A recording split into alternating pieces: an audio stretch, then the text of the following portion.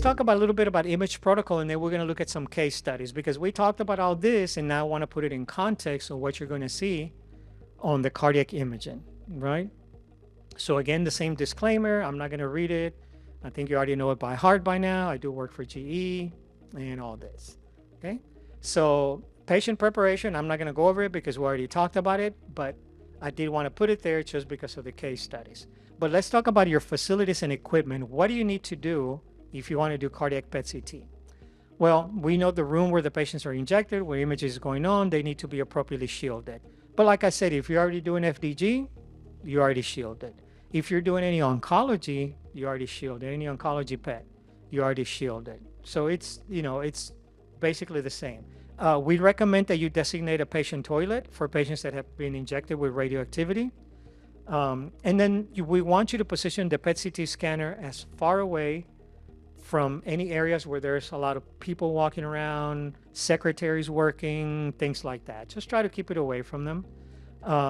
And an ACLS cart, of course, a crash cart. We want to make sure you have one available, on site, and available, just in case of complications. So let's talk about the protocol. I did mention earlier that we're not reinventing the wheel. We're not making a lot of big changes. So let's look at the exercise stress portion. So this is, again, to measure functional capacity based on the blood flow dynamics, on your hemodynamics, and it's the same. You want to get your patient to 85% of their predicted maximum heart rate, or some places like to push 100%. As long as you get at least 85%, it's considered an adequate test. And of course, it's age adjusted. Once you inject the patient, what happens? We want the patient to walk for a minute or two. And of course, if the patient is unable to reach target heart rate, we can convert him to a pharmacologic stress. And then if you look at the bottom, you can see where the patient, you can do the Bruce protocol, or, some places like to do a modified Bruce protocol. That's okay. Either way, as you know, with the protocol, every 3 minutes, there's an increase in incline and an increase in speed. So it's not different from what you're doing right now. You inject the patient, and then once you inject the patient, we always recommend hold the stage, don't let it go to the next stage, but keep the patient walking another minute or two. So as you can see, it's not much different from what you're doing right now if you're doing SPECT.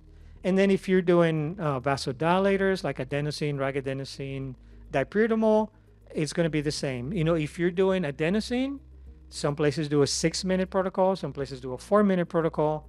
Whatever you're doing, you're going to follow the same protocol. And of course, if you're doing ragadenosine, it's a 10-second injection, so you're going to follow the same protocol. You inject. Now, the only thing different that I want you to look at is that we recommend, after you do your flush and everything, we recommend that you start your imaging 10 seconds before you inject the patient at both rest and stress. And the reason we want you to inject 10 seconds before you start your imaging is because if you inject and then start your imaging, you're probably going to miss your flow. You're going to miss your dynamic. So just hit it 10 seconds before, inject the patient, and you're going to grab all of it, and it's going to be great. So that's the only thing we ask patients, the technologists, just inject, start your imaging 10 seconds before you inject. Other than that, if you look at the protocols, there's really not much difference. Now, currently, I do want to point that out. You can do with flurpiridaz, you can do patients on the treadmill, or you can do in pharmacologic. But if you do the patient on the treadmill, you're not going to be able to do a quantitative blood flow. You're going to miss it. And it's true, right? Because if you put the patient on the treadmill, you inject them, you recover the patient. By the time you put them on the camera, the flow is gone. You can do the perfusion, but the dynamic portion is gone. So just keep that in mind. And if it's a patient that you're concerned, that might be microvascular disease, multivessel disease, or metabolic changes like we talked about, then you might want to consider, even if they're able to exercise, it might be best to do pharmacologic stress, just so you can do your MBF and your CFR. It's just going to give you more information. And let's talk about the protocol. We talked about how much radiation we give the patients, how many millicuries. There's 2 ways you can do it. You can do it as a 1-day or as a 2-day. But I want to point something out here. If you're doing SPECT, there might be times when you do a 2-day study because the patient might be 350 pounds, right? 400 pounds, or whatever the case may be, when you're concerned about the quality of the image. So you do a 2-day test study, and you do a 2-day because you give the patient 2 high doses, right? Normally 30 and 30. If you look at flurpiridaz, if you do a 2-day study, the patient actually gets 2 low doses. And the reason for that is because you don't need to do a 2-day study if the patient has a high BMI. The only reason you might be doing normally a 2-day study is if the patient came in, patient's not able to exercise, the patient had caffeine, and you say, well, you know what, since you're here, let's do the resting. And then come back tomorrow with no caffeine and we'll do the stress. Then that might be a reason to do it, a 2-day, but you don't increase the dose. You're going to keep the dose at 2.5 to 3 millicuries. So that's going to be one of the big differences. So keep in mind, if the patient's 350 pounds, 400 pounds, if you can put them on the camera, the dosage does not change. It's the same. So you're going to do 2.5 to 3 millicuries for the rest. You're going to do 6 to 6.5 and 9 to 9.5. What I tell the physicians in the text, just think 369. That's it. Easy way to remember it, right? That's going to be your dosage. 369. 3 for rest, 6 if you're doing pharmacologic, 9 if you're doing exercise. It's the easiest way to remember it. And, you know, it's the same thing, the preparation, you know, you inject over 10 seconds the flurpiridaz and, you know, use the 18 to 25 gauge needle, and it just gives you a little bit of breakdown. And let's look at this here before we looked at the actual images. Let's talk about the reclassification of the ischemic burden by PET compared to SPECT. So what are we talking about when we're talking about reclassification? So what this is 322 patients that underwent imaging for both SPECT and PET-CT. And they were reclassified after they did the PET-CT, because when they did the SPECT, if you look at this red right here, and this is the SPECT column, 18% of the patients had no ischemia. Now, keep in mind, these were patients that have already been diagnosed with CAD or suspected of CAD.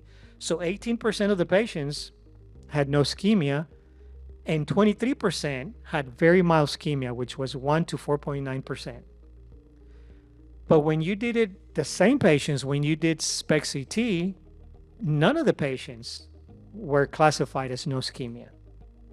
So this is what we're talking about, reclassification. Whenever you do a SPECT, there are going to be times when you say this patient is normal, there's no ischemia there. But if you repeat the same patient on PET-CT, none of them came back with no ischemia. And then here, you had a patient with severe ischemia on PET, and he showed it on both of them, 33% of the patients. And then patients that had severe ischemia on PET, but not on SPECT, it was 32% of it. So that just gives you a little better idea of what difference PET-CT makes on your patient imaging. And then this is just giving you a breakdown of your absolute myocardial blood flow. And just to put it in context, you know, we did talk about myocardial blood flow, but maybe some people don't know how it works, what it is, or what we're talking about. So basically, you have 2 patients here. This patient on top, there's no stenosis, right? There's no stenosis on the epicardials. And this patient has 70% stenosis. Well, the patient that has 70% stenosis, on the rest, this is the myocardial blood flow. And then this is the stress myocardial blood flow. There was no increase. There was no change. That means there's microvascular disease there, because a healthy patient, you're going to have the myocardial blood flow here, and it should at least double. So, you know, the way you quantify it is if the patient, you did the resting myocardial blood flow, and let's say the rate was, I'm just going to say to make it simple, let's say it was 1 millimeter per second, then the stress flow should be at least 2 millimeters per second. It needs to at least double. And that's what we're talking about when we're talking about myocardial blood flow. Okay, so now let's talk about the images here. Let's talk about the difference when we're comparing SPECT images to PET images. And these 2 cases here are pretty much similar patients. They're 79-year-old female, BMI of 33 and a BMI of 31. The only difference is the first patient has been diagnosed with diabetes. Well, the first case, this one here, is a case of a false positive SPECT and a true negative PET. Because if you look at the SPECT here, you can see it could be a little bit of scar tissue, kind of anterior septal here, and you can see it on the anterior wall here, and it's on both of them. So you might think, you know, that looks like a fixed defect. But when you do the same patient with flurpiridaz, it comes back pretty normal. Now with flurpiridaz, just so you know, you're going to see a little bit of apical thinning. That's normal, and I think you see that on SPECT a lot also. But other than that, you can compare the anterior septal wall compared here and here, and you can see it's pretty normal. And then if we look at the other patient, look at that SPECT. If I look at that SPECT, I'm not even going to think about it twice. That's normal. Okay. Send the patient home, right? But when you do the same patient with PET, look at the stress and look at the rest. That is a major ischemia. And you can see on the stress, you know, the anterior septal wall here, and really anterior across, and you can see it across. But then when you look at the resting images, it fills up very nicely. So those are some differences on between SPECT and PET-CT. And these are flurpiridaz patients. Now, these are male patients. This is an 82-year-old male patient and a 47-year-old male patient. They've both been diagnosed with stenosis. And this one here, they're both true positive tests. So SPECT comes back and says the patient's positive. PET comes back and says, yep, sure, it's positive. The only thing is you can see here, it's more kind of inferior lateral. And if you look at the SPECT, it's more lateral than inferior. So I'm thinking there's a little bit of attenuation there from the diaphragm, but they were both positive. And then this patient here, the 47-year-old, you have a false negative, but look at the PET. You can see that defect on the PET, and you can see how it fills up on the resting also. And this SPECT looks pretty normal to me. Maybe there's a little attenuation there in the inferior wall, but other than that, but look at the anterior wall and the septum when you're doing it with SPECT. That's a big difference on there.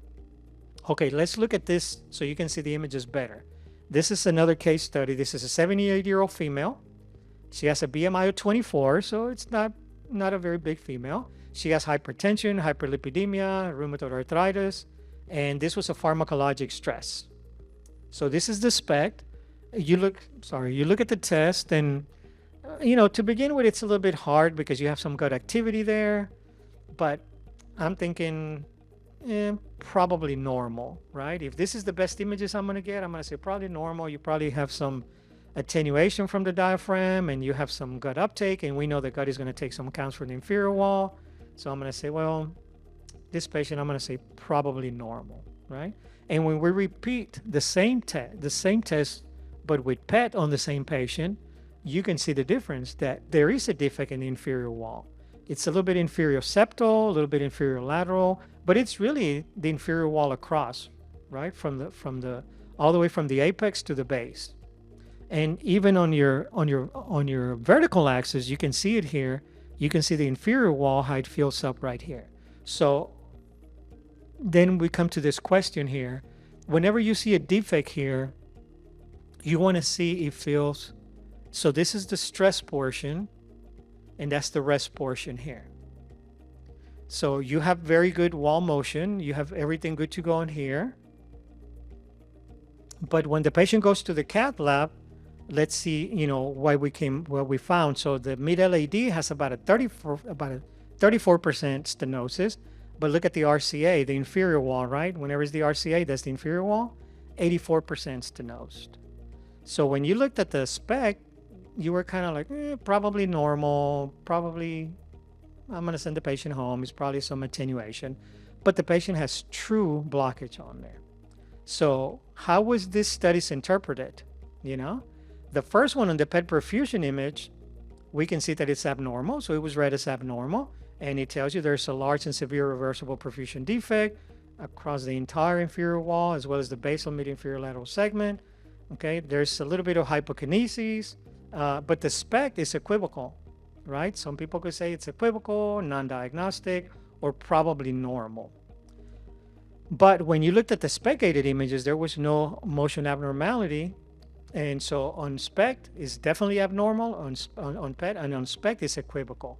So the points here is that market gut uptake on SPECT is going to make a big difference when you're trying to read the study. And then your transient wall motion, you also want to take a good look on that. Let's look at this case. This is case number 2. This is a 65-year-old female with a BMI of 32. Medical history, she has typical chest pain, she has hypertension, hyperlipidemia, and pericarditis. This was also pharmacologic stress. If you I look at this test, and apart from the apical cap here, which could be some attenuation, breast attenuation, or because it's towards the apex, I'm going to say it looks pretty normal.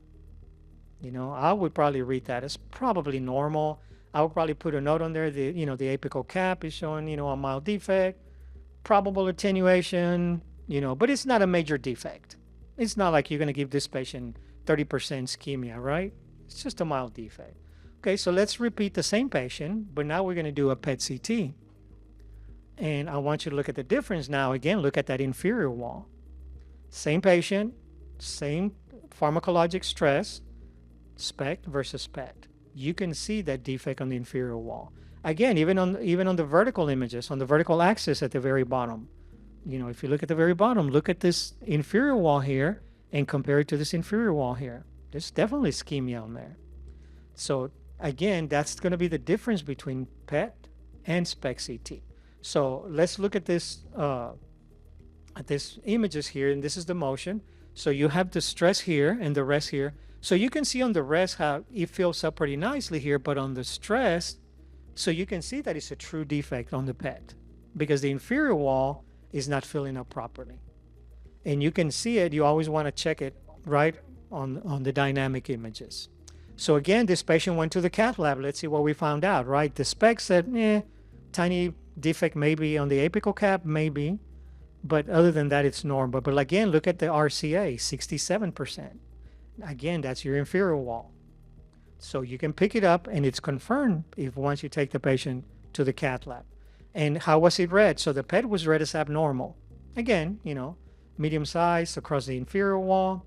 The gated images, there's mild hypokinesis, which we saw the hypokinesis here a little bit.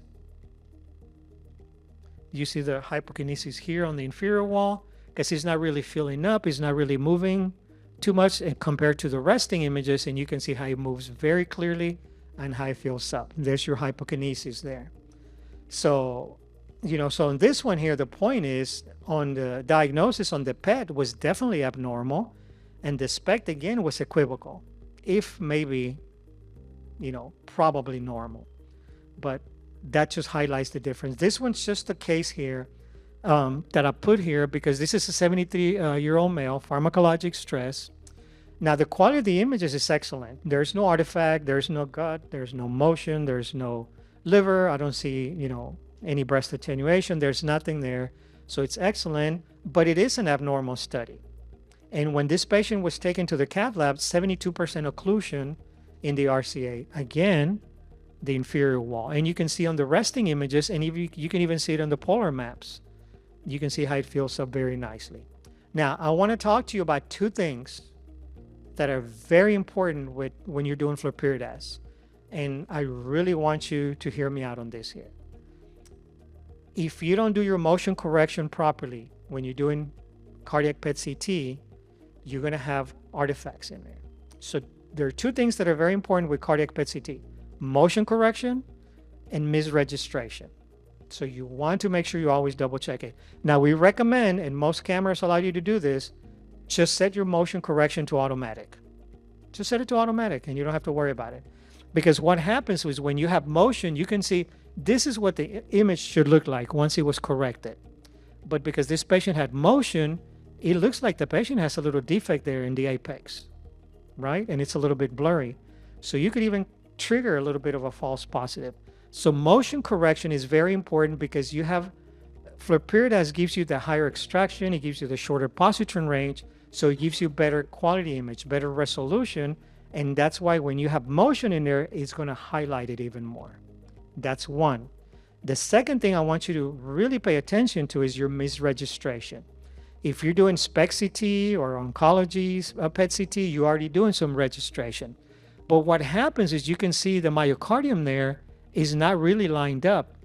The CT images are not lined up with the PET images. So when you have that, this is a normal patient, right? This patient was actually sent to the cath lab. And, once they did the ICA findings, the patient was normal. So they came back and they said, well, wait a minute, why did it come back as abnormal? because it had some misregistration on there. So it's going to show some lateral ischemia there. So those two things are going to be very important to communicate to your technologists when they're processing. Motion correction, misregistration. They're going to make a big difference on that. So that actually concludes everything. I hope I didn't put you to sleep too much. But if we have any questions, thank you.